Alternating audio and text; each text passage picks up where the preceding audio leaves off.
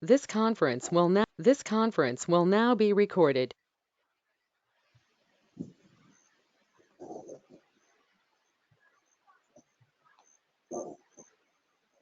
Yes, Vimosh, you can start. Yes, ma'am. A pleasant day to one and all present here. It's a great pleasure that we are present here for an amazing webinar on software engineering practices organized by Loyola Institute of Technology, Department of CSE and IT in association with student chapters of CSI and IEI. We have a great talented resource person, Dr. G. Senthil Kumar sir, with us for this webinar. We are really gifted to learn in the mid of pandemic. It's all because of Almighty Lord. To make this webinar more blissful with the presence of Lord, I now invite Jean Catherine of second year for Bible reading. Today's Bible reading is taken from Psalms 121 verse 1 and 2. My help comes from the Lord, the maker of heaven and earth. Indeed, he who watches over Israel will neither slumber nor sleep. The sun will not harm you by day, nor the moon by night. The Lord will watch over you, coming and going, both now and forever. Thank you. That's all for today's Bible reading. Thank you, Jean Catherine. It's time for greetings. I now welcome Anuja of second year CSE to welcome all by welcome mothers. Happy day to one and all present here. I hope all are safe and healthy. It's my pleasure to welcome you all for this amazing webinar on software engineering practices. First, with a great pleasure, I now welcome our eminent guest speaker, Dr. G. Senthil Kumar, an assistant professor at SRM Institute of Science and Technology. And now he is here to enrich our knowledge in software engineering practices. Welcome you, sir. We are very much interested and curious to learn this topic, sir. And my present welcome to our administrator, Reverend Sister Arul Silvi, and our principal, Dr. Sujata Anand, for a great support in arranging this webinar. Welcome, sister, and welcome, ma'am. And my hearty welcome to our HOD, who always send great support for us, Dr. G. Boneshwari, ma'am, who is the convener of this webinar. We welcome you, ma'am. And my cheerful welcome to all the coordinators of this webinar, Ms. K. Geetarani ma'am, and Ms. M. Saranya ma'am, and Ms. G. Abhirami ma'am, for making all the arrangements for this webinar. Welcome you all, ma'am.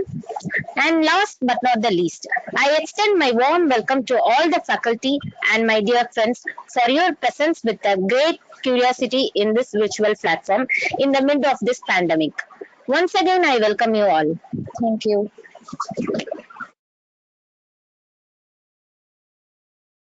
Thank you, Anuja.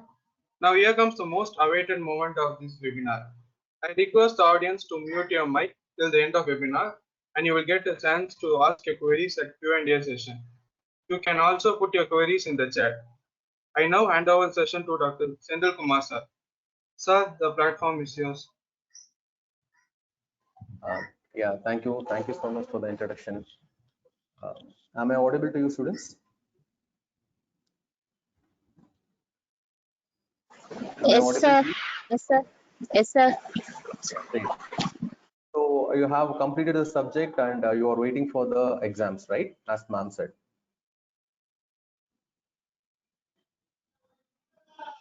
Yes? Yes or no? Yes, sir. So let's make this session interactive. So I won't ask that many questions. So rather ask some questions like this. So what are the topics you have studied in the subject and how you feel about the subject?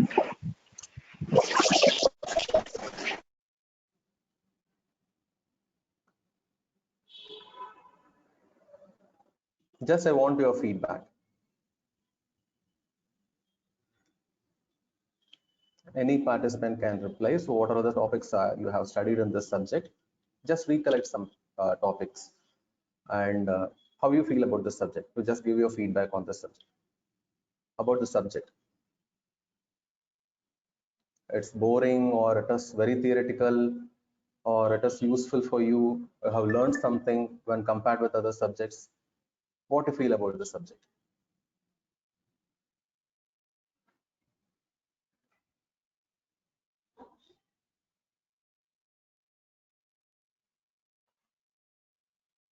We have learned something new about the subject, sir, like Very good. waterfall model, something Good. models, and Okay, a few more topics I'm expecting from you. So not only waterfall model, so maybe like you have completed the entire subject, right? Others can also interact.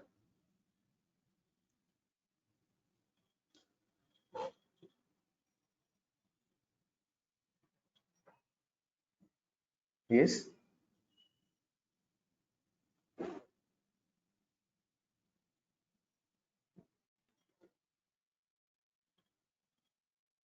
Okay. So let me start the session now. So we'll before starting the session, we'll have few basic terminologies. I'll post very few simple questions. You just try to answer that.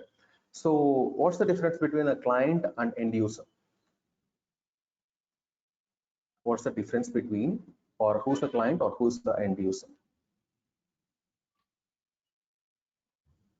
Kindly answer my questions. If it is wrong, also nothing is going to think. Okay. So you just answer my queries so that we'll start our session soon.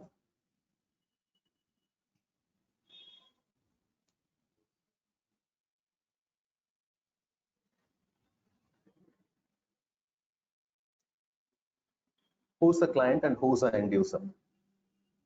Am I audible to you, students?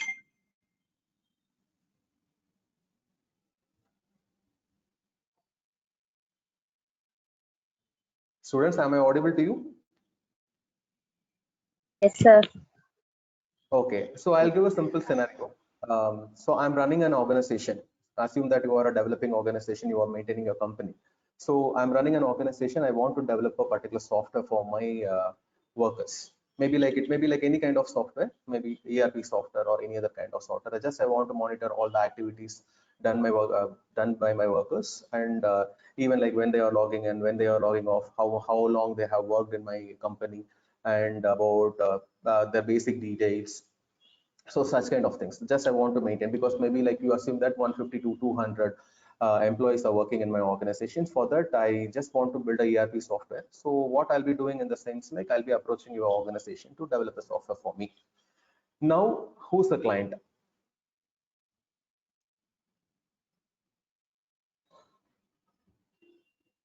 Okay, let me elaborate something. So, okay, I have given my requirements to you. So I just want the software like this. Maybe like I have given necessary things like what are the features to be implemented, how the main screen should be appear, and what are the necessary details should be embedded in the software. So how the employees can log in. So the some necessary trainings will be giving, that's a part given by the company, that is a part. So maybe like I have given all the requirements to the development organization. Now what development organization is going to do is they have collected all the requirements. They have started building my requirements as a software, and they have handed over my software to me. So what I'll be doing is like I will launch my software. I have launched the software whatever the organization has given to me, so to my company. Now the company peoples have started using my software. Now tell me who's the client and who's the end user.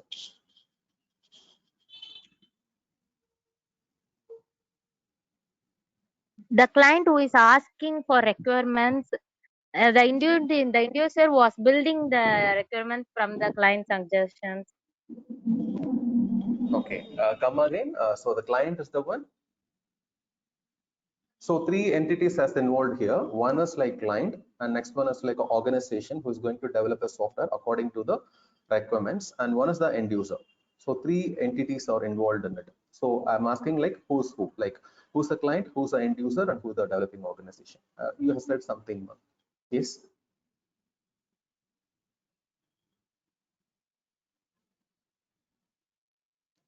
Yes, Abhirami, I think you have answered, right? Anuja. Ah, yes, sorry, Anuja. Yes, ma, can you come again?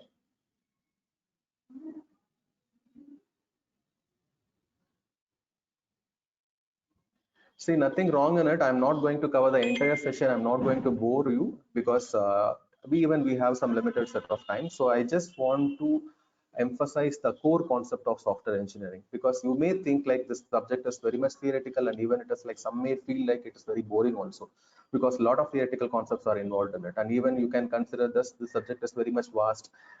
So even you have that much of feedback about the subject, but listen guys, this is very much important for you, for your career, because all the industry practices, because after maybe like fourth year, you got placed in an MNC and you are going to work with a particular software firm. On such cases, what you are going to do in the sense, like you are going to refresh all these basic concepts. You have a proper SDLC, you have to overcome this, all this thing. You will be doing this all practices. Whatever you have done theoretically, you are going to do practically in your companies. So you have a proper requirement phase and you are designated, maybe like you will be designated as a requirement engineer or a solution architect or a developer, software developer or a tester or a maintenance engineer. So this is a very much important paper because all the industry practices you are studying in your curriculum itself. That's why I'm insisting this much. Okay. So anyway, so I have coming to the use case, whatever I have said. So I have said about the development organization. So I am approaching a development organization to build a software for my company. So I'm the client. So I'm giving my requirements to the company. So based on the requirements, the company is going to build a software for me, right? So I'm the client. The client is the one who's going to give the requirements to the company, to the development organization, or whatever it may be. So to build a software or build a product or build a project or whatever it may be. So that is the role of a client. And who's the end user? So the development organization has developed a particular software and I have launched for my organization. My uh, workers or employees have started working using the software which developed by the development organization. So they are called as end users. Now you are clear with the client and end user part. I need some reply. I need some reply from you. Don't mute your microphones. So just interact with me so that we can conclude our session quickly. I need some reply from you all. Yes, now you are clear with who's a client and who's a end user.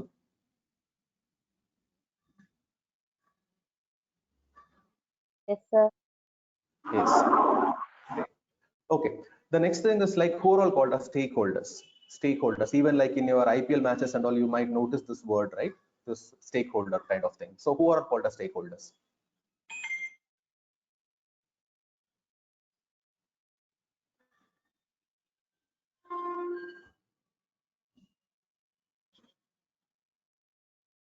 Yes, who are all called as stakeholders? No idea?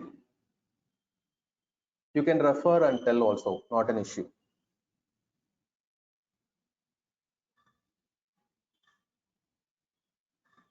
Who are all called as stakeholders?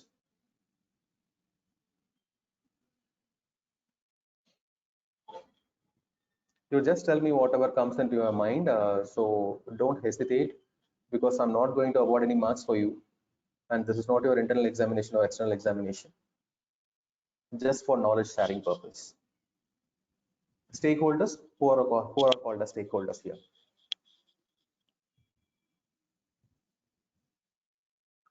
Like investors to the company. Okay. So not only investors, Invest yes. Not only investors, the people, those who are actively participating in the growth of the project, they are called as stakeholders. They may be the client, or they may be the project manager, or top level management, or the testers, or the developers, or whosoever who is involved in the development of the project. They are called as stakeholders. And you might have heard about process-based companies, and project-based companies. I think you have heard about this thing. Maybe like process-based companies and product-based companies.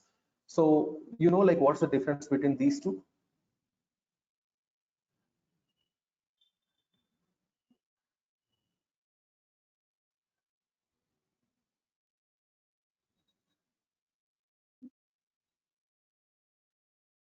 Okay. So in case, if you are referring the process-based companies in the sense like they do have some specific clients, the clients will be approaching the firm and they'll be giving some requirements to the company. So based on the requirement, they'll be developing the product and they'll be handing over to the client. So we have, so a lot of phases are involved. We have requirement engineering, we have analysis and gathering, we have designing, we have coding, we have testing, and we have maintenance phase. It has to complete all these phases, and they'll be completing as a, they'll be going for a deployment phase, and they'll be handing over the product to the client. So these kind of works will be carried out by the process-based companies and product-based companies in the sense like they don't have any specific clients with them, but they'll be having some global clients or the generic clients. Say for example, Windows operating system, Linux operating system, antivirus software. So do they have some specific clients for them? No, definitely they don't. But how they are getting requirements? Maybe by throwing some surveys, posting some questionnaires, or so because I have to understand the people mindset, and according to that, I'll be developing the software. So what I'm going to do, I'll be posting some surveys to them. I'll be conducting some interviews to them. So these are called as like requirement elicitation techniques. So I'll be understanding the client requirements, and according to that, I'll be building the software and I'll be launching it into the market. So this is the basic difference between product-based companies and process-based companies. Now you are clear with this terminologies. Shall we proceed further? Yes, sir. Oh, good. Okay, good. Okay, you might have heard about SDLC phases. So what are all the phases involved in SDLC, or SDLC stands for what? SDLC means?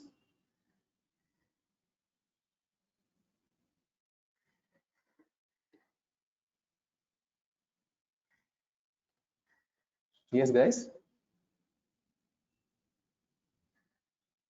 The software development life cycle. Excellent, excellent. So it stands for software development life cycle.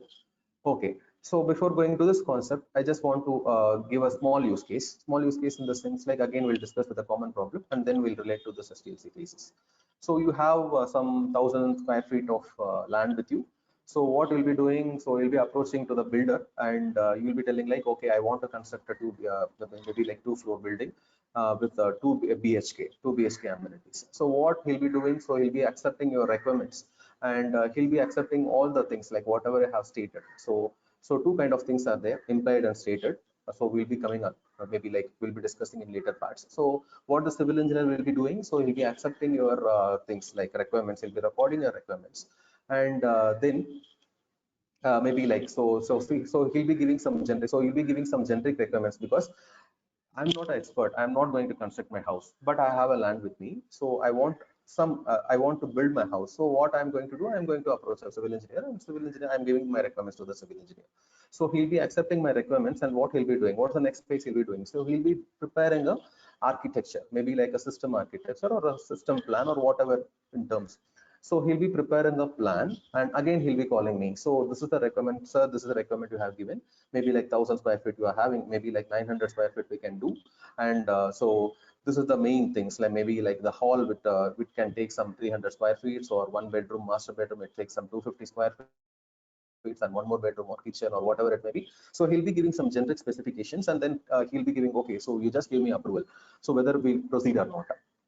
So after seeing the diagram, so because for 1,000 square feet area, I don't have a clarity. But even like when I'm seeing this architecture diagram, so or a system plan or a plan generated by the civil engineer, now I can get, okay, so out of this 900 square feet, we can, so this much can be built. So what I'll be doing, so I'll be giving some formal approval, or no, I want some specifications to be modified. Maybe like you want some 300 square feet rather than building 300 square feet of hall, maybe like you can extend with 400 square feet of hall.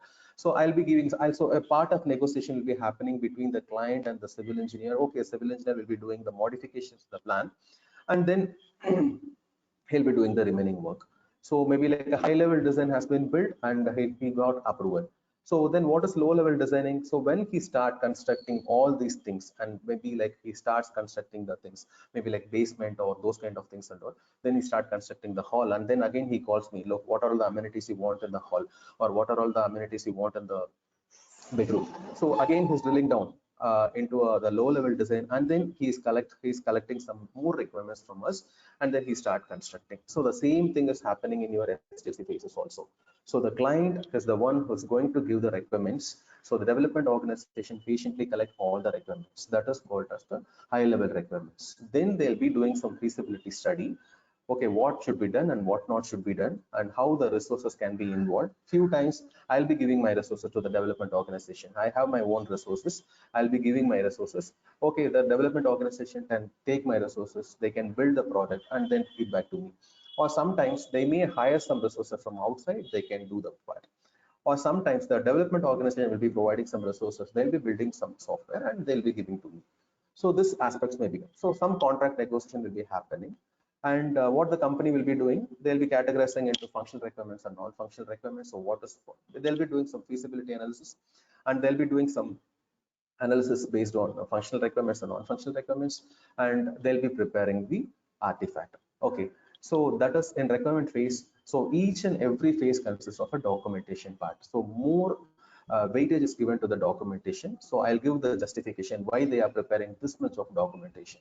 So once they have did this thing, so first is gathering. So gathering the requirement from the client, and next one is like they'll be doing analysis, maybe like the feasibility study, and then they'll be categorizing into what can be done for the functional requirements, what can be done for the non-functional requirements, and they'll be preparing a complete RST, that is called a requirement specification document.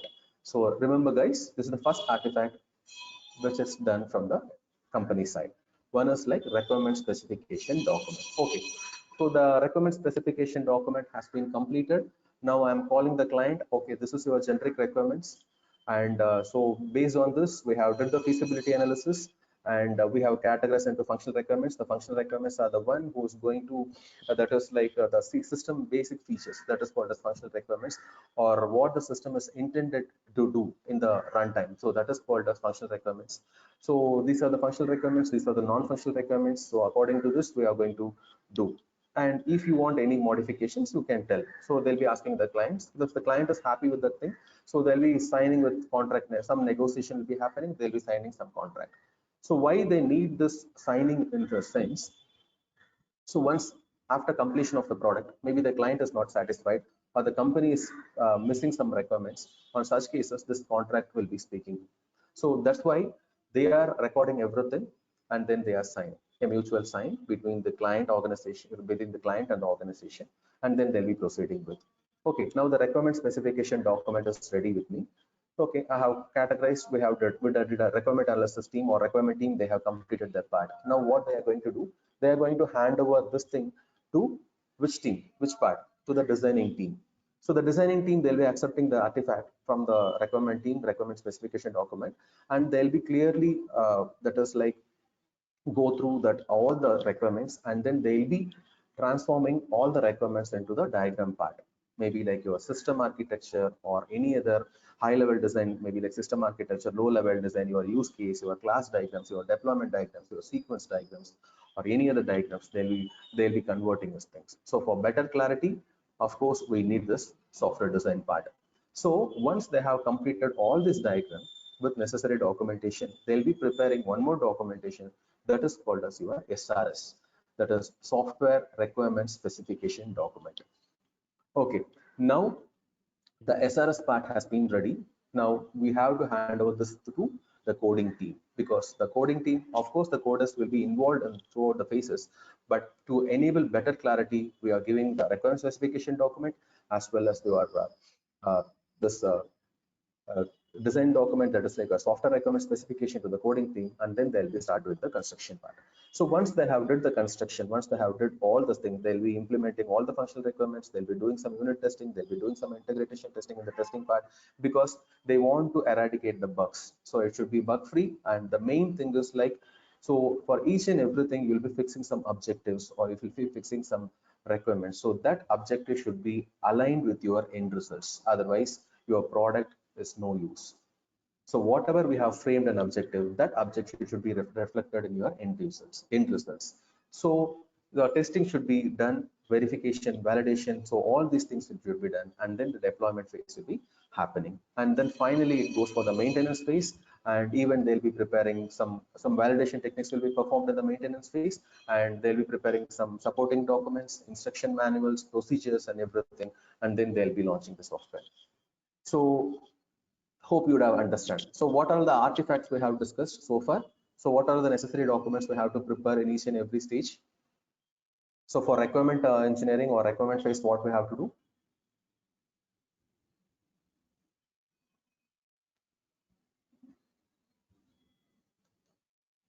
So what is the artifacts I have said? What's the documentation part we have to prepare? SRS. So that no, for requirement phase, for requirements phase. That is your requirement specification document. Okay, and the designing part, SRS, software requirement specification. Okay, and of course, coding consists of documentation, and even like testing consists of documentation. So what are all the testing they have did and how they have handled the testing part, whether it's a manual testing or whether it is a automated testing, what are all the inputs they have used, what are the outputs they have emerged, whether the outcomes, that is the outputs, are aligned with the objectives fixed. So these kind of things are all prepared by the testing team, and finally about the maintenance part. So this is what happened throughout the SDLC phases, and it is even that is called as heavyweight methodologies, because everything is like we have huge number of process to be carried out, we have sort of frameworks to be carried out, and we have huge process to be carried out. A lot of documentations involved, more number of people are involved in this SDLC phases to complete a project. So this is what I want to share with you. Okay, you have any doubts in this? Up to this, you have any doubts? We have just discussed about very few basic things about software engineering aspects. That is, I have started with client, I have started with end user, I have told about who are all called as stakeholders, and we have discussed about what is the process-based companies, what is the product-based companies, and next thing is like we have discussed about the phases involved in SDLC, and even like we have discussed about the phases, we have discussed about the artifacts to be prepared in each and every phases. You are clear with this? Do you have any doubts on this? Yes, do you have any doubts on this?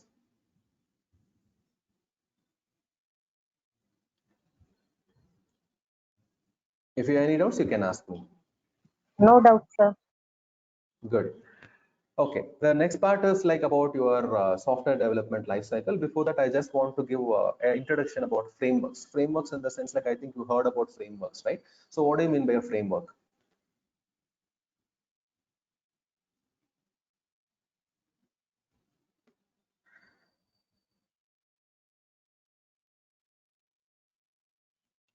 So if you don't have any idea, you just tell me no idea, so that we can quickly skip it off and then we can go to the concept.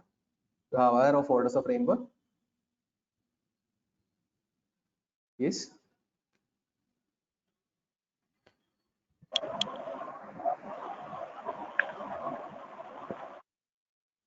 Yes, I think you know what is a framework is. Okay, it suggests me a set of activities. It suggests me a set of activities to be done.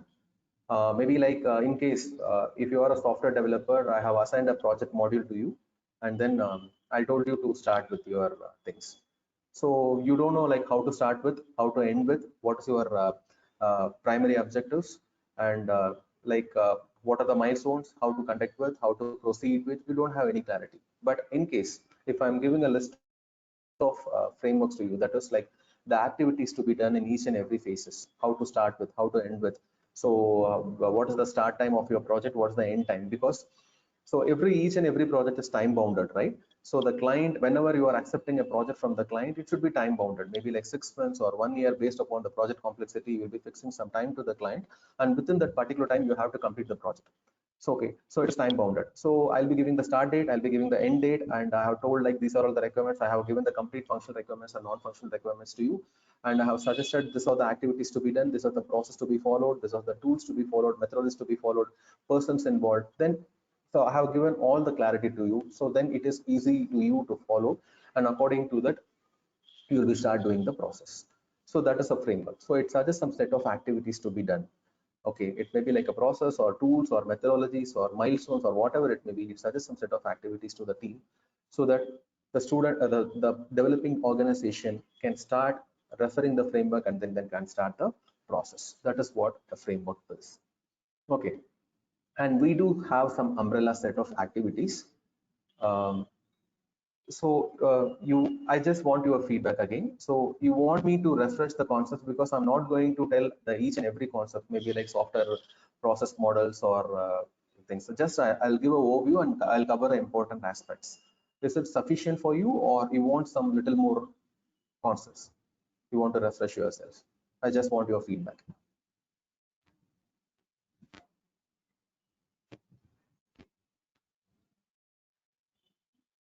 Yes.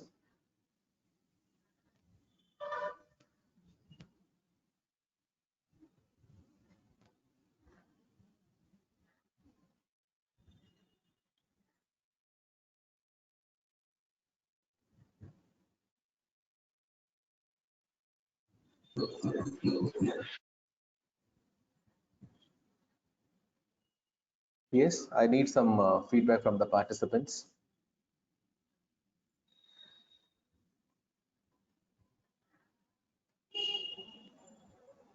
Okay, you have discussed about models, software process models.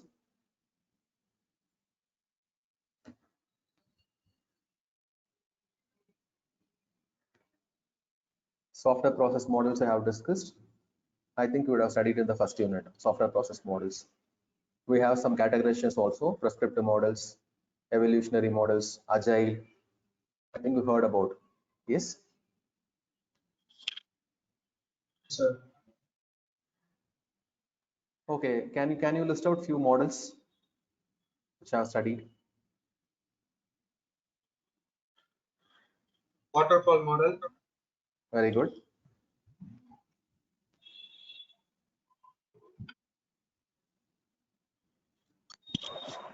Intermediary model. Intermediary model. Okay.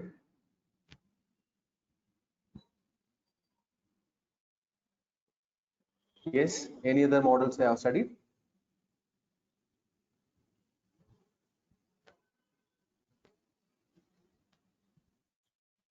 Only two models I have studied, or any other models I have studied? Spiral model. Excellent. Spiral model. Then RAD model. good. Excellent. RAD model.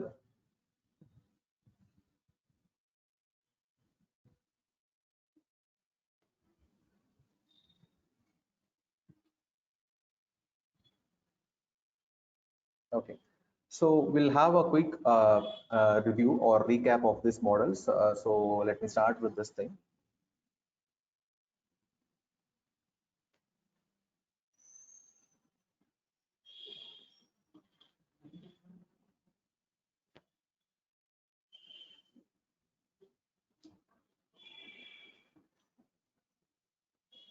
Whether my screen is visible?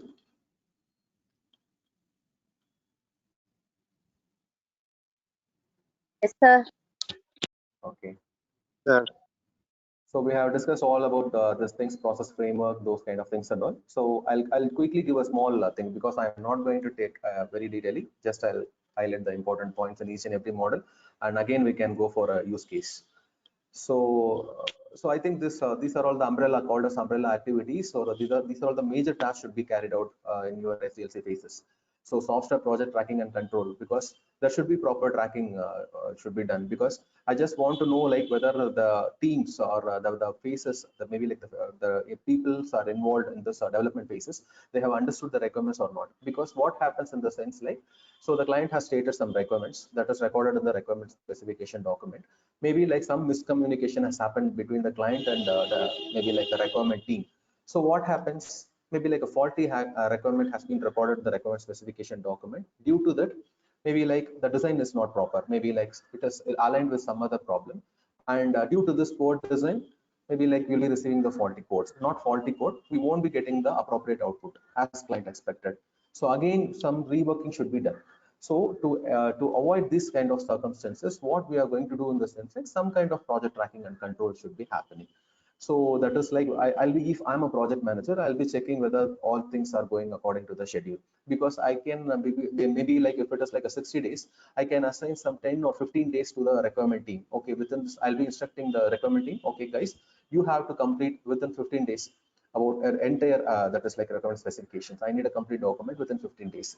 So what they'll be doing, they'll be clearly accepting the understanding the client requirements. They'll be preparing the artifacts. They'll be giving a requirement specification documents. So everything should should go according to the schedule. So that I'll be fixing some milestones, maybe like requirement review or design review or coding review. So those kind of things. So in such cases, what I'll be doing, I'll be calling some experts in my team or some external experts I'll be calling from, and I'll be conducting some reviews. I'll be observing whether these peoples are on right track, whether the requirements are properly interpreted, and these people are working on that. So that's what. And next one is like software quality assurance. I just want to ensure this is this kind of activity will be happening throughout the phases, and even it is considered as a preventive measure. And software configuration management, it comes under, even like in the maintenance phase, it plays a vital role. When the customer asks for some changes, On such cases, what we'll be doing, so we'll be accepting the change, and the change will be reflected in the code or in the design or whatever it may be, and we'll be releasing it as a new version. So that is called as software configuration management. Of course, as I already said, document preparation and production is very much important in each and every phase, because it provides more clarity about what is the thing done in each and every phases. So some reusability management tasks has been also carried out, because I can reuse some components from the existing similar kind of projects. I can reuse the architecture, I can reuse some modules, I can reuse some coding part. So, and I can use it in my project, so that I can complete the project in a quicker way and a quicker time. And some metrics. So what are the metrics I have used? Maybe like for non-functional parameters, there are a lot of metrics. So I just want to keep. So I will be keeping tracking of what are the metrics have been used. And risk management, that's the primary factor, because that should be analyzed at the beginning of the project. So whenever you are initiating a project, so this risk should be analyzed first, and it should be mitigated. It should be eliminated first. Otherwise, if you are allowing the risk, definitely it creates a huge impact or a huge threat in your project. So this is this is some kind of umbrella activities, as I already said. So we have prescriptive model. First categorization is a prescriptive model. So it starts with communication, planning, modeling, construction, and deployment. Am I audible to you guys? Am I audible to you? Yes, sir. Okay. So it starts with communication, planning, modeling, and construction deployment. Or in the maybe like in the older terminologies, we can say that requirement gathering, analysis, and next one is like designing part. Next one is like coding, testing, and maintenance. Or even in modern phases, we can say that inception, elaboration, construction, and transition. Inception is in the sense like we are doing some preliminary work to baseline the idea, to baseline the requirement. That is called as inception. Once we have done the inception part, then we are going for the elaboration part by means of a modeling part, by means of generating designs. Okay, construction by means of preparing the coding or building the code. And last one is like transition phase, that is called as your deployment phase, and maintenance will be involved in this phase. So in the current terminologies, we can term it as communication, planning, modeling, construction, and deployment. So this waterfall model, like it is also called as a linear sequential model. So all the activities are conducted in a sequential manner. So the client will be, utmost care will be taken for this, to prioritize or baseline the requirements, because if the requirements have been very proper, then we can do the remaining part. If the requirements are not proper, definitely we won't able to achieve the end results. So the people, they'll be taking that much of effort to baseline the requirements, and then they'll be going for the remaining phase. And changes in the middle cannot be done, because once the requirement has been finalized, the client can be see the product at the in later stages, that is at the deployment phase only. Okay, so these are the drawbacks of waterfall model. So the next model is about um, SDLC model, that is like a V-shaped SDLC model. So parallel kind of activities can be done. So whenever a product requirement specification analysis has been carried out, the parallel testing has been activities can be carried out. That is like how this requirement will be worked out with whether what are the feasibility of this requirement, what can be done or what cannot be done. So whether it can be accepted by the customer. So how can we align the requirements? Okay, that kind of parallel kind of testing activities have been done in this V-shaped SDLC model. But whenever we are doing this kind of thing, so you have to ensure that you have a proper set of requirements with you, because whenever you are starting with the scratch, definitely this model won't be working. So you have a proper set of requirements with you. Like what are all the requirements will be coming and what are all the requirements will be using in your project. Then you can go with this V-shaped SDLC model. When you are going to create a high reliable software, maybe like your health record, maybe like maintaining your personal health record information, on such cases, you can go for this V-shaped SDLC model. So what this model suggests in the sense, like it provides you a clear roadmap. So how to implement with, how to, so what are the phases involved in, it's because it suggests some set of activities or framework to the people involved in the project, so that the people involved gets better clarity to implement, and according to that, they'll be developing the rest of the software. And this incremental process model is very much important, because in the current companies or the current industries, they are following this incremental process models, because in agile software process, that plays a vital role in the companies. Now in current companies, they are not going for the SDLC phases, because it is very time consuming, right? And even it involves more people, and even it involves heavier documentation, a lot of process should be happened. So what they are doing in the sense, like they are following this agile model uses incremental process model as a base, because I'm not going to concentrate on a whole problem. What I'm going to do in the sense, like I'm going to disintegrate the whole problem into smaller number of pieces. Maybe it served as a minor project here. So I'll be concentrating on that particular problem. Maybe like if it is like a larger problem, maybe like I'll be disintegrating into that larger problem into smaller problems, maybe like function requirements. I'll be start doing my first deliverable. Maybe that deliverable may be prioritized by the customer. If the customer wants, okay, you want to deliver or you want to implement this particular software, I'll be accepting that particular requirement and we'll start building with. Okay, once I have completed that particular module, and I'll be calling the customer for a review, and I'll be giving a deliverable to him. Deliverable in the sense like a small working model, because the customer can see, look and feel that how the software has working. Okay, if the customer is satisfied with the particular requirement, okay, he gives a formal approval of that particular module. Then I'll be going for the second module or the second increment, keeping the first increment as a base. If the customer is not happy with, then again some rework should be happening between the first module, then the remaining process will be carried out. So this is what happening in your incremental process model. The main advantage in the sense like the customer can see what is happening, and he can see like how his requirements have been transformed into deliverables, and even he can see the working product, like how the features and functionalities has been implemented, and he can see like how the software part is working with. So then and there we can do some acceptance criteria, we can collect some feedback from the customer, and then we can proceed with. So that's the very much importance of this incremental process model. Okay, so this particular part, that is rapid application model, in the sense like you want for a quicker delivery in the sense like you have to complete with a short span of time. So two possible things we have. So one thing is like if you are planning with a 15-member team or a 30-member team, we can appoint more number of people in that, maybe like 15 to 45 members or 15 to 60 members, we can appoint more number of people in that, and then we can start implementing. So quickly we can do communication and planning, then we can go for this. We can allocate in multiple teams, we can divide the work among the multiple teams, and then we can start our work. And even we can use some COTS also, that is commercial off the shelf components, and we can use it for our projects, so for the quicker delivery. So that's what your RAD model does. Again, so the people should have a clear mindset about what they are going to do. If your requirements are not prioritized, your requirements are not baseline properly, definitely this model won't be work, because you are involving multiple teams in that. So even like coordination problems also occurs. So this kind of thing should be sorted out in this RAD model.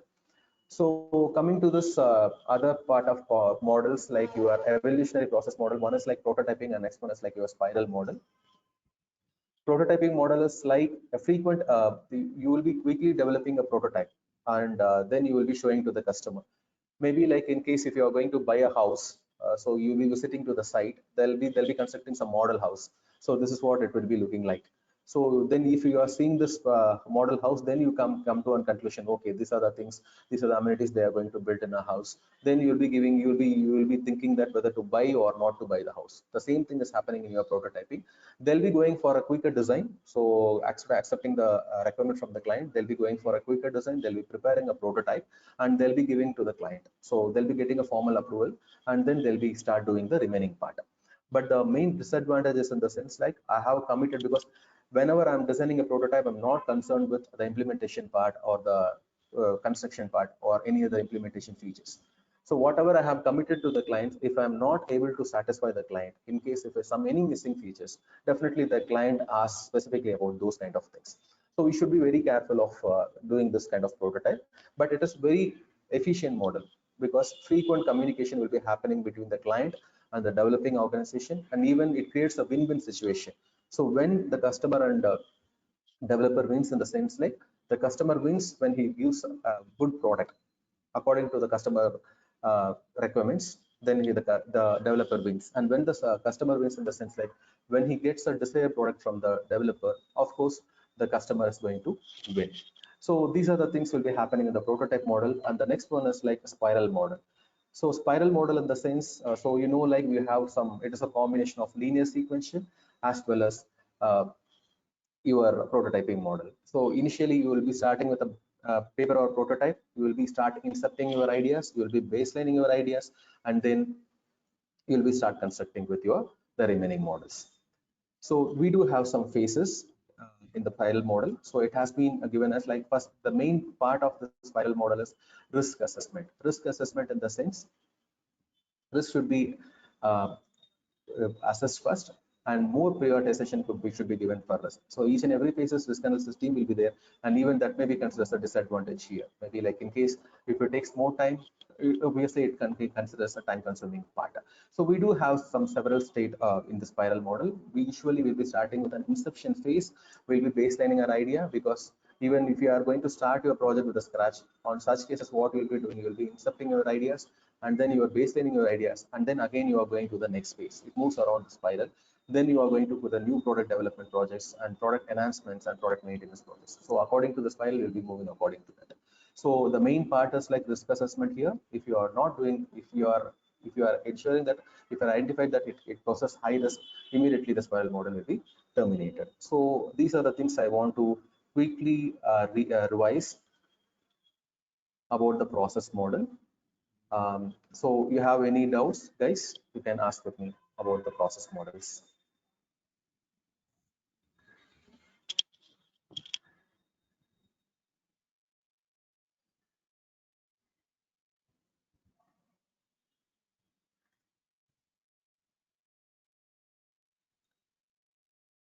You have any doubts in this process models?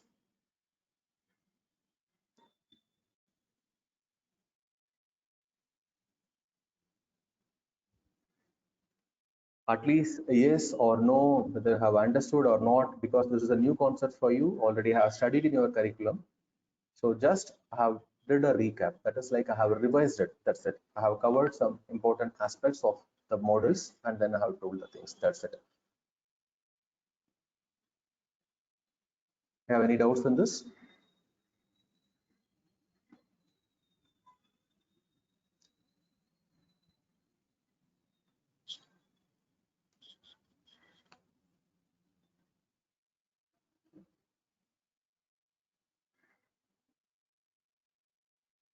No doubts? No, sir. Good. Thank you, Syed. At least you have replied. Okay, one common question I want to ask with, because these things already you know about, and the next thing is like the next topic in your syllabus is about Agile. Why suddenly Agile should come into the picture? So if everything is goes fine, right? In SDLC phases, we have proper set of phases. We have we list out some suggestion, it lists out the frameworks, activities to be done, and everything is clearly given. And even we can get better clarity according to the problem complexity. We can adopt some models, and we can even the models will suggest a roadmap to us. So it provides adequate clarity to me, and then we can do according to the suggestions given by the models. But why, I don't know why this Agile came into the picture. That is my question. And what you have observed in this software process models, your common observations. Okay, you can chat me also. You can chat me, you can type. So common observations you have made with the software development lifecycle models.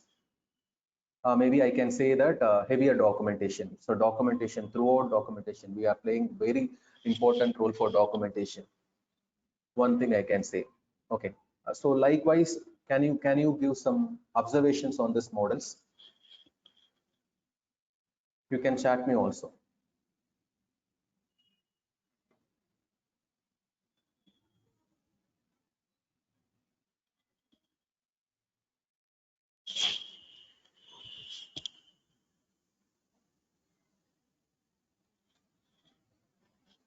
Yes, I'm expecting your answers. One thing is like I've said that it has a documentation part. So for each and every phases, it has documentation. Maybe like I'll talk like this.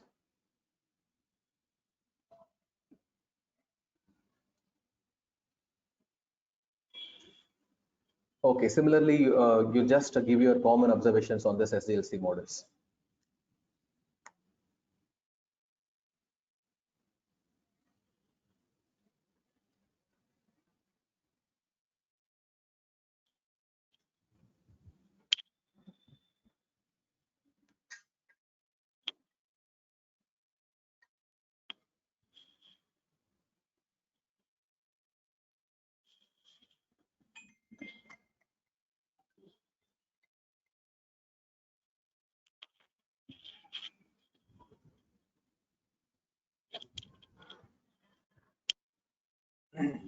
No idea?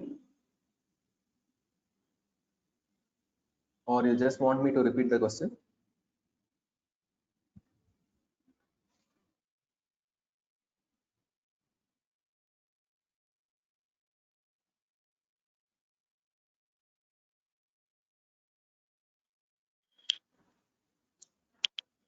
Yes.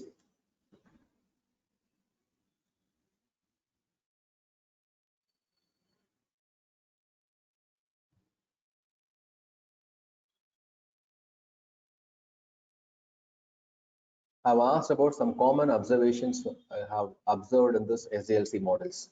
So we have discussed a lot of things, right? So what is your common observations? Maybe like a documentation part. So that kind of aspects I'm expecting from you.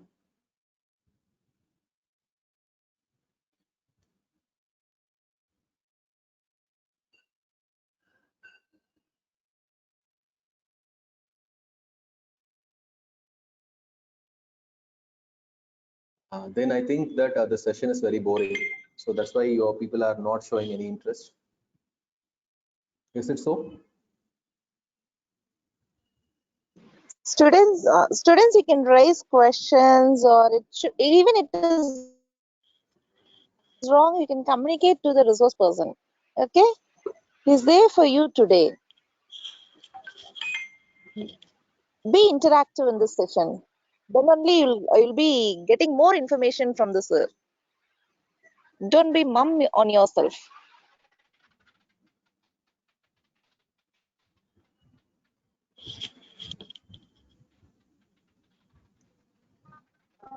Few points, 1 or 2 points I'm expecting. Even if it is wrong, there's no issue.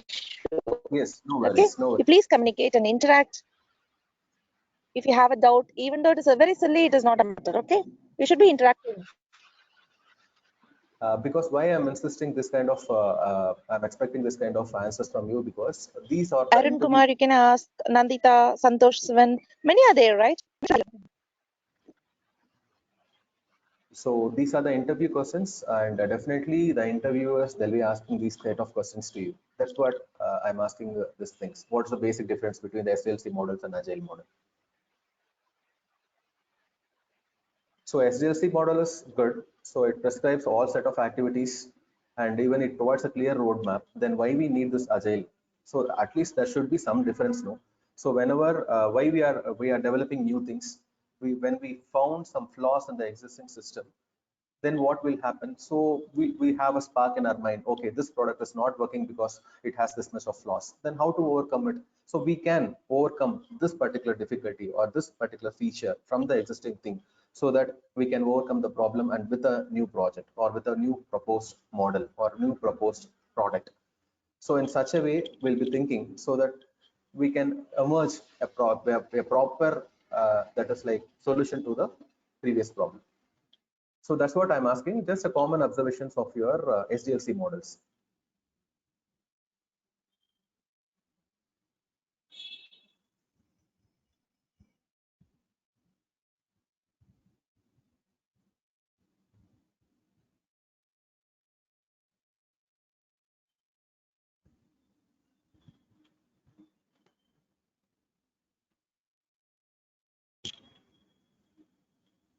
So no idea about this?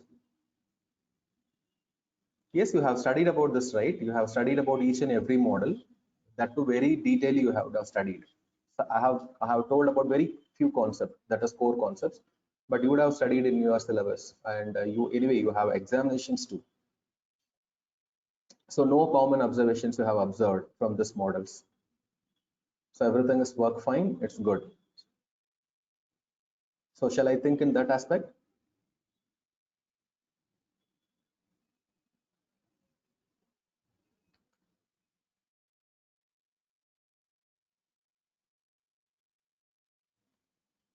Planning.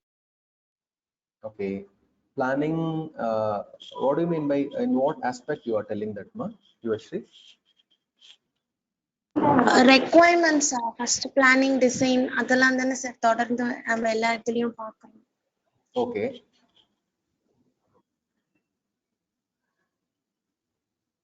இல்ல இப்போ planning general process தானே, எஸ்டிஎல்சில அது மாதிரி ப்ராப்பரா நடக்கும்னு சொல்றீங்களா? Yes sir. Okay. Any other points? Good. Any other points?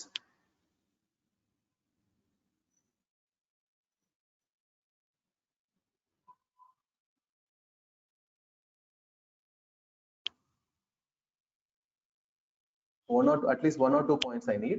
Then we'll go for the next thing. At least one or two points.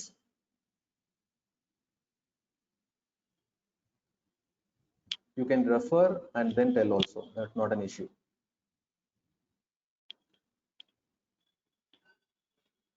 Okay. What my observation in the sense, like common observation in the sense, as I already said, okay, if some existing product is available in the market, so you are going to develop a new product for your company, or you have a new concept with you. But why we need the survey in the sense, like you just want to learn, you want to understand about the existing system first, because developing a similar kind of system and launching it in the market, it is time waste, and even like people won't like your product also, because already similar kind of product is available in the market, it goes well, then why I need to concentrate on your product? So that should be some uniqueness should embed in your product. That is called as USP, unique selling point. So you have to justify a unique selling point of your product. So no, this my product consists of this much of features. Actually, so the existing products won't have this much of features. So I'm going to overcome this existing problems in my software. So that kind of justification you have to make. Then only the people will be liking your product and they'll be buying your product. Okay, first thing. And next one is like why this agile came into the picture in the sense, like they have observed in the waterfall model, they have adopted prototyping model, they have did all those things, but they have found that it is time consuming. And next one is like it involves heavier documentation, a lot of people are involved in it, and it goes like endless manner, no? So whenever they have observed, when they have implemented using this waterfall model, even like they have fixed one time, stipulated time frame, maybe like 1 year or 1.5 years, and even they couldn't able to complete the problem. It goes for endless manner. Okay, so what they have identified in the sense, like, okay, these are all some glitches are there available in this traditional SDLCs. Why can't we do something new? Why can't you propose a new solution when compared with the traditional SDLC models? So yeah, a similar kind of set of peoples have met, and then they have discussed something related to this SDLC. They have formed an alliance, and then they came with a new manifesto. New manifesto in the sense, like, like what is a manifesto? What is a manifesto? At least you heard about that thing, no? Manifesto. So they have identified a lot of glitches in the SDLC phases. So what they have did in the sense, like, okay, we can come up with a new solution. So one thing is like it is this particular SDLC is time consuming. It involves more number of resources. Documentation takes more time, and even it goes like an endless manner. So how to overcome with? And even it consists of it suggests a lot of frameworks, a lot of activities are there. So for even doing some simple tasks also, I have to achieve all the things, and I have to record all the necessary documentations. I have to prepare a proper things. So everything is like goes in an endless manner. So why can't we propose a new solution? In that way, they thought, and then they have formed this agile. So agile in the sense, like for a quicker delivery. Okay. So they have formed a proper manifesto in the sense, like even our politicians have manifestos, right? So for each and every parties, they do have some manifesto, separate manifesto. So similarly, they have formed a manifesto for agile software development. And what they have done in the sense, like, okay, so we'll first fix what should be done and what should not be done. So we should identify, we should overcome the drawbacks of SDLC models, and we should be clearly mentioning it in the manifesto. Okay, so at least we should show some variation about this agile software process. Then only it is useful for the client side. So people will be adopting this model. So that's what they thought is first manifestos, individuals interactions over process and tools. So why we are insisting more on processes? Because the traditional methodologies, even there is called as heavyweight methodologies. It consists of a lot of processes, it consists of a lot of frameworks, a lot of activities to be involved. So we'll avoid that thing. So rather than doing this, concentrating on more processes and tools, why can't we involve the clients or the persons who are involved in the projects, maybe like client who is involved in the projects? Why can't we involve in the projects? So we can enable some frequent interaction with the client. That's why I told you when explaining the incremental model. So what we'll be doing, so we'll be doing as a small increments, and we'll be after completion of that particular increment, we'll be calling the client and we'll be showing the review. We'll be showing a small demo as a deliverable. So we'll involve more client, because even in waterfall model, the client can be seeing the delivery at the end stage, later stage. So we can avoid that. So what we'll be doing, individual interactions. We promote individual interactions, and we'll avoid process and tools, more number of process and tools. And next one is like working software over comprehensive documentation. Rather than documenting everything, rather than giving importance to that particular documentation, we'll give primary attention to the working software. That's what I have said. So whenever I'm start doing a first increment, I'll be converting as a deliverable, and I'll be handing over to the customer. So the deliverable will be a small working product of my requirement. So working software over comprehensive documentation, and customer collaboration over contract negotiation. Rather than concentrating on contracts, negotiating between the things, we'll involve the customer, we'll involve in the process. Let customer also see what will be doing and what will be done in the process, and then according to that we can go forward and responding to change over following a plan. In traditional SDLC, what we'll be doing, a project manager will be there, so he'll be preparing a detailed work breakdown structure, and so he'll be preparing like, okay, requirement engineering this much time, and designing this much time. So we'll be allotting some few resources to all these things, and I'll be fixing some time to them, maybe like 2 months or 3 months. We'll be fixing some milestones, we'll be conducting some reviews, and the review should be documented. Final documentation will be emerged in each and every phases. Then we'll be going to the next phases. So this is all according to the plan we'll be following. But why we are following that much of plan? So why can't we accept the change? Because the customer is involved in the process. The customer is monitoring what is done and what should not be done.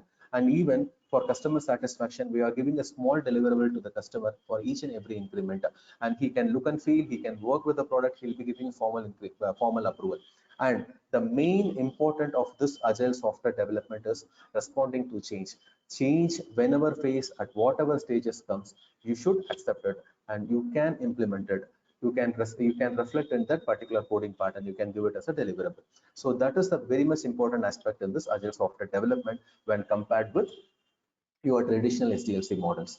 Of course, we do have some practices, but not that much of heavier weight methodologies. We do have some practices, like we have extreme programming, we have Scrum, we have extreme programming and XP are similar, and we have EVO. So these kind of familiar practices are there in Agile, and we are adapting those kind of practices. The main thing is like responding to the change, and next one is like for quicker delivery. We are not going for the plan, we are not going for enormous documentation. Of course, documentation is needed, but not that much involved in the SDLC. So we are going to follow these aspects, and the change, and important thing is change whenever it comes, and whatever phase we have to accept it, and we will be incorporating the change, and we will be giving as a new feature to the customer. So this is the basic difference between the agile and the next thing is about the SDLC phases. And I think we have 12 core principles. You would have studied in the syllabus. You want me to refresh this thing, or we'll skip this? Whatever we have discussed, the same thing as given in the 12 core principles. That's what. So the we don't have that much of proper roadmaps or proper frameworks for this SDLC like this as the SDLC, but we do have 12 core principles and 4 manifestos. Based on 12 core principle and 4 manifestos only, we are going to implement the software according to the client requirements. That's what your Agile suggests. So whatever we have discussed, the same thing has been given here, Agile principles. If you want, I can share this handouts also. But anyway, I think you would have studied also. Okay. So compared with your traditional SDLC model, we don't have that much of enormous people are involved. Only limited set of people are involved. Maybe like 5 to 7 people are involved in this entire construction work. And even they'll be taking self-decision and they'll be improvising themselves. There is no project manager kind of concept in Agile.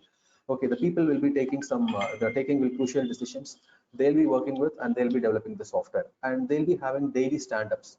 Okay, stand-up meeting in the sense like they have some stand-up meetings for 10 to 15 minutes based on the agenda in the sense like what we have did so far and what should be done, what is the primary task should be done by today, and what are the tasks should be uncovered, or what are the tasks should be not covered, that may be considered in the later stages. So based on these 3 agendas only, they'll be discussing stand-up meeting, maybe like quick meeting, like 10 to 15 minutes, they'll be discussing each and every day, and they'll be starting the work.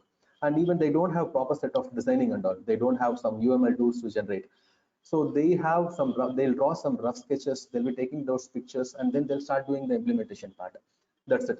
Even quicker process, quicker delivery, and changes at whatever stages, whenever it comes. So these are all some advantages of agile software process when compared with the traditional SDLC.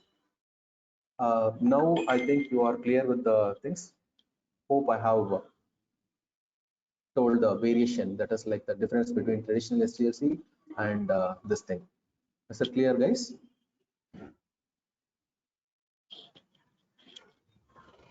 Yes, sir. Okay. At least few more responses I need.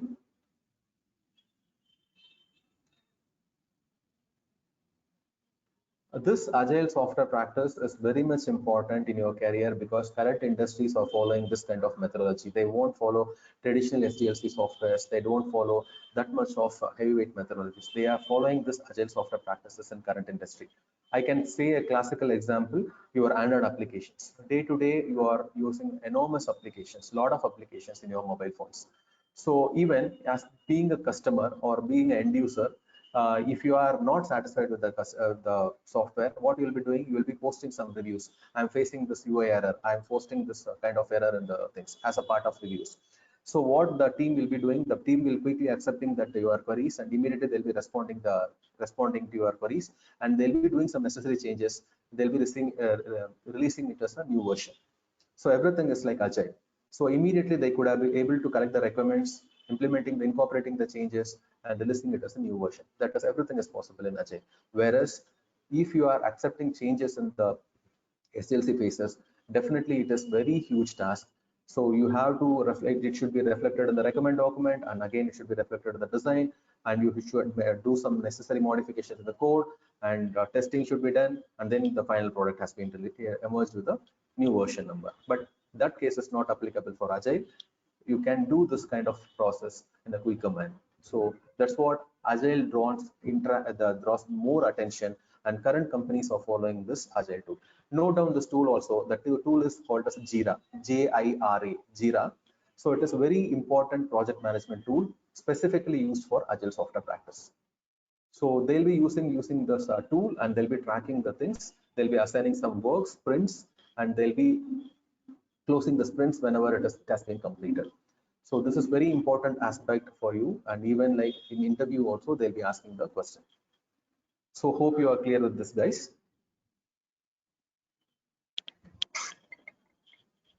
Yes. Yes, sir. Okay. What about others?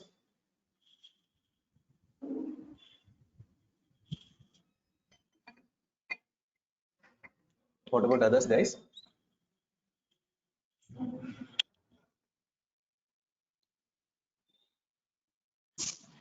Yes, sir. Okay. One thing I'm expecting from you, at least 1 or 2 points, how it is differed, how agile is differed from traditional SDLs. At least 1 or 2 points I'm expecting from the audience. Can you?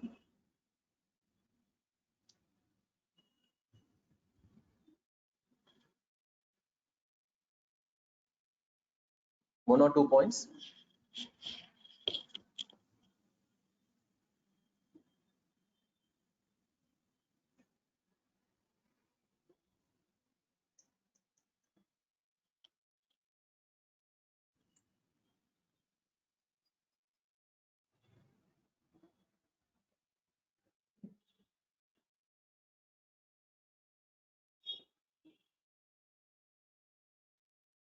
தமிழ்ல கூட சொல்லலாம். நான் இப்போ differentiate பண்ணியிருக்கேன், traditional எஸ்டிஎல்சிக்கும் agile மாடலுக்கும் differentiate பண்ணியிருக்கேன்.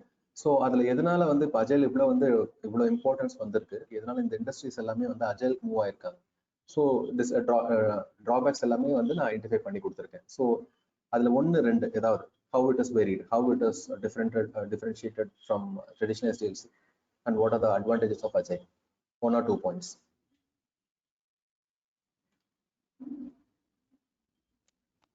Agile model supports rapid software development, sir. Okay, good, excellent. One more point.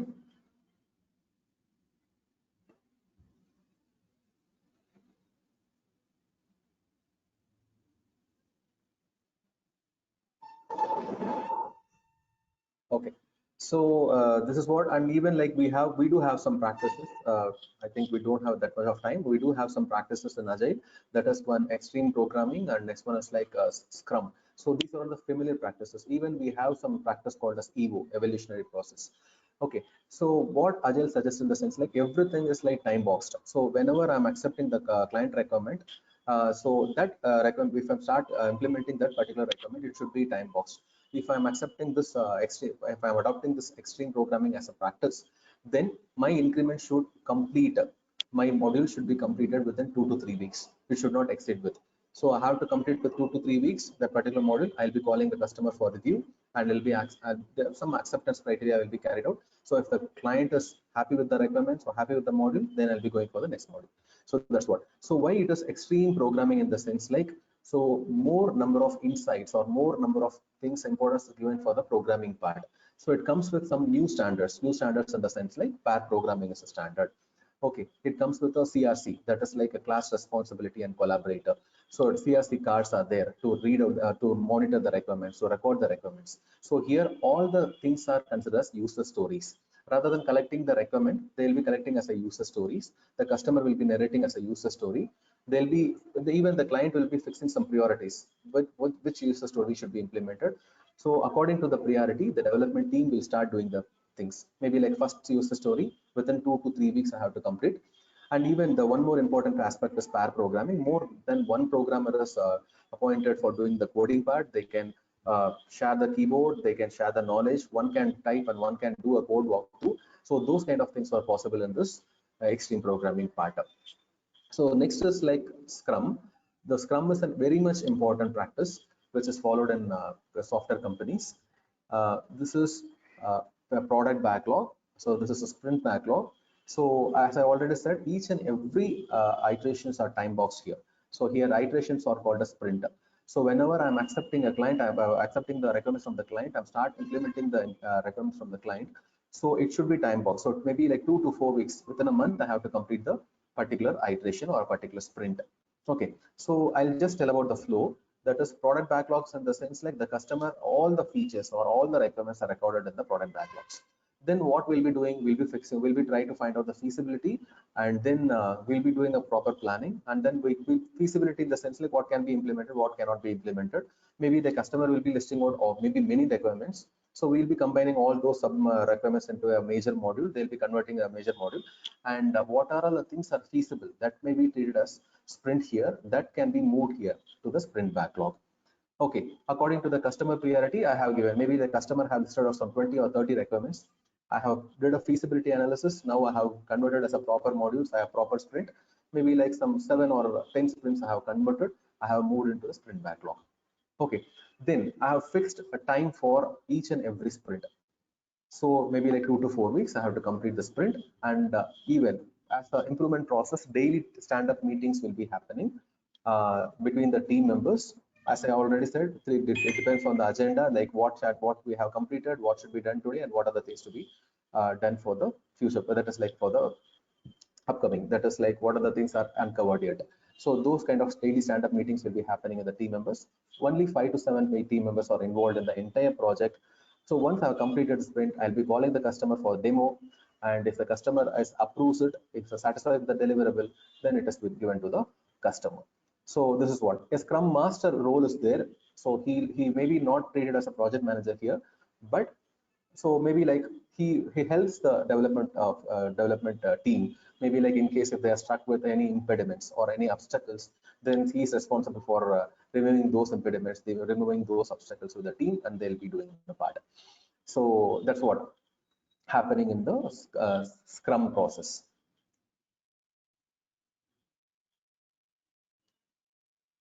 So you are clear with this, guys? So we have discussed SDLC models, we have discussed Agile model, and I have told about few practices involved in Agile also.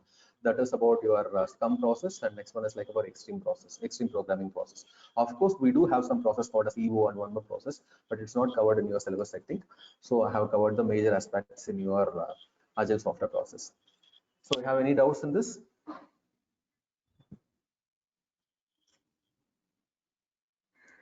You have any doubts?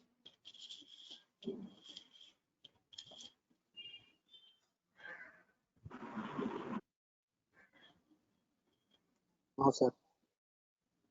Okay, shall we continue?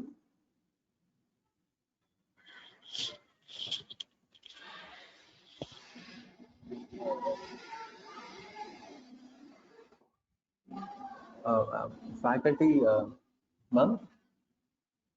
Sir, yes, sir. Ma'am, shall we continue, ma'am, or shall we wind up? Yes, I will continue. Student, they have any classes or any other commitments today? Students will be there. They'll be having classes by 1 o'clock, sir. Okay, okay. 1 o'clock they are having classes. Okay, ma'am. Yes, yes, sir. So, what I did in the sense, I thought of giving overview for the entire SDLC phases, even like requirement engineering and testing, coding part and maintenance. But we don't have that much of time. In case if you want, we can arrange a separate session for the remaining topics. So one important thing I want to show that is like from the industry perspective. So if you are appointed as a software engineer or so you know like what is a business case. Business case in the sense like you will be preparing a specific document which is relevant to your review. That is like relevant to your project. So you'll be showcasing that into the maybe like if I have an idea, I want a sponsor. So I'll be approaching a development organization. Maybe like the development organization will be assigning some funds to me for developing a project. So in such cases, what I'll be doing, I'll be preparing a business case and I'll be showcasing to them. Or if the development organization, maybe they have collected the requirements from the client and they want to go for a formal presentation, maybe like, so what is the scope of the project, what are the functional requirements, or what are the non-functional requirements, and like what is the feasibility analysis they have performed, what is the milestones, and what is the return of investment. Return of investment in the sense, see like if I'm the developing organization, so I have sponsored you some 50,000 for developing your project. Okay, maybe I have spent 50,000 for your development of your project. So you have to justify me because you have given 50,000 for developing my project. Maybe like the first after the completion of first year, you'll be getting returns, maybe like 10 or 15,000. So the fact for the second year, remaining some 35,000 is remaining. So the first second year will be getting some 15,000 returns because you have to justify to the organization. Then so the organization will be having some clarity and they'll be giving the maybe like assigning funds to you. So that is the use of business case. So what's the time to market? What's the return of investment? What is the scope? What is the constraints of your particular system? So you have to develop a kind of business case and then you have to showcase and you have to represent your project problem in case of business case. Okay, so that's what I want to say. And if possible, we'll do one small kind of activity.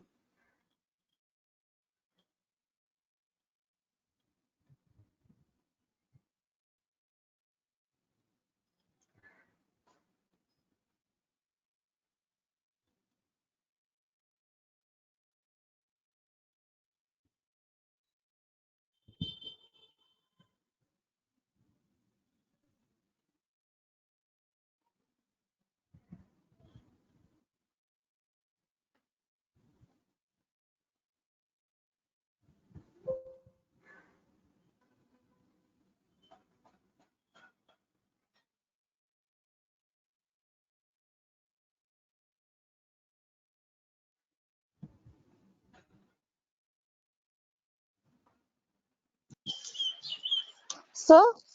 1 second, ma'am. 1 second, ma'am. Yes, ma'am. Please. Okay, sir. Okay. No, screen has been off. Stop the sharing. That's all. Go to some other screen, ma'am. Just please wait. Okay, sir. Okay, sir.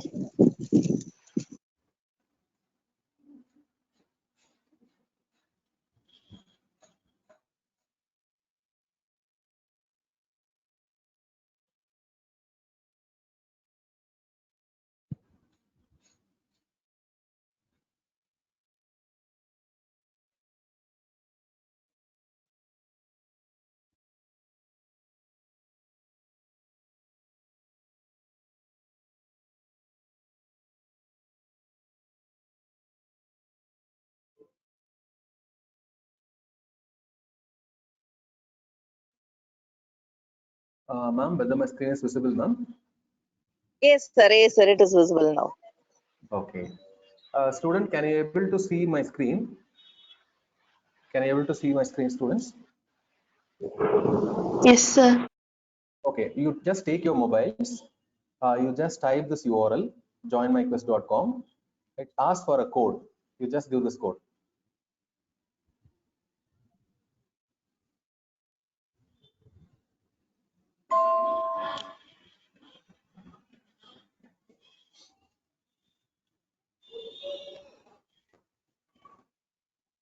Or I'll paste this in the chat box also.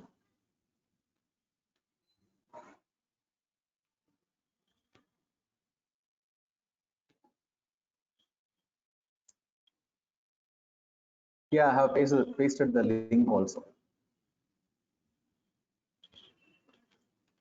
You just take your mobiles, you just click that link or type this URL and it asks for the code, you just give this code 767566.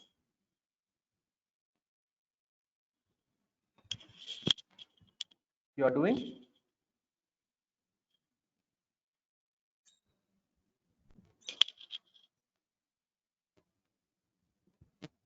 Yes, good.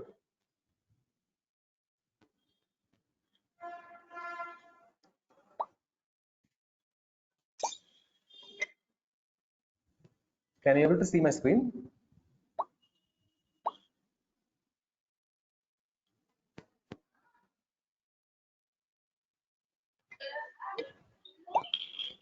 Yes, sir. Yes, great.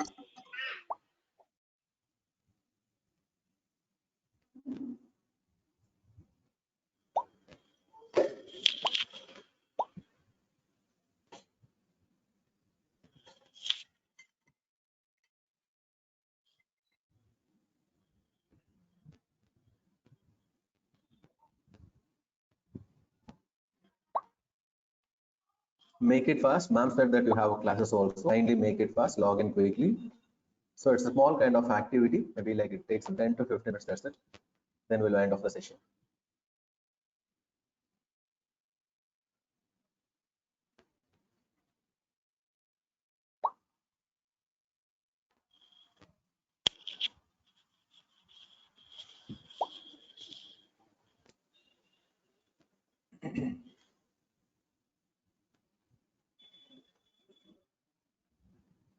I think 3, 6, 9, 12, 15.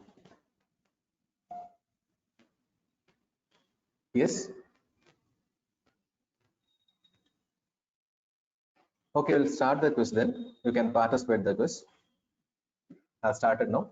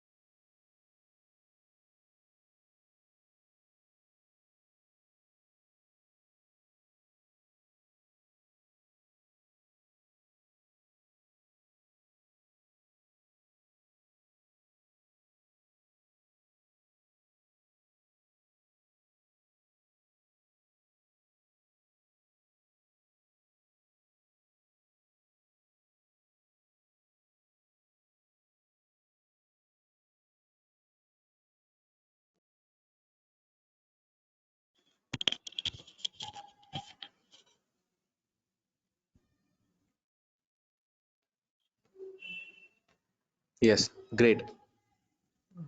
I think still few students are doing the quiz.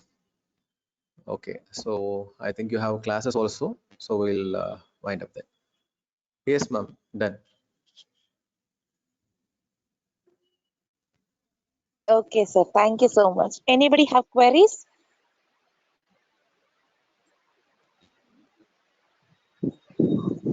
Vimosh, Ma'am. you can proceed. Vimosh, vote of thanks can be given. Yes, ma'am. Shall I start, ma'am? Yes, you can proceed, Pa. It was such an amazing and fruitful webinar. Really, it is very much useful for future, and we are sure that we will apply them in future projects too, sir. Every start has a beautiful ending. Here comes Rubina Blessy to thank our guest speaker with a vote of thanks.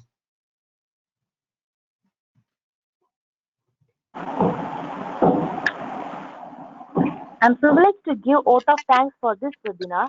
It was a great webinar and it satisfied more than we expected. Now, I thank our eminent speaker, Dr. G. Senthil Kumar, for spending his valuable time with us in the middle of his busy schedule. Thank you, sir. I also thank our beloved administrator, Reverend Sister T. Arul Selvi, and our principal, Dr. Sujata Anand, for arranging this valuable webinar for us. Thank you, sister. Thank you, ma'am. I extend my thanks to our HOD, who always think and care about us, Dr. G. Bhuvaneshwari ma'am, for being the convener of this webinar. Thank you, ma'am. I also thank all the coordinators of this webinar, Ms. K. Geetarani, Ms. M. Saranya, Ms. G. Abhirami ma'am, for making a complete arrangement to this webinar. Thank you all, ma'am. And last but not least, I thank all the faculties and my dear friends for making this webinar a successful one. Thank you all.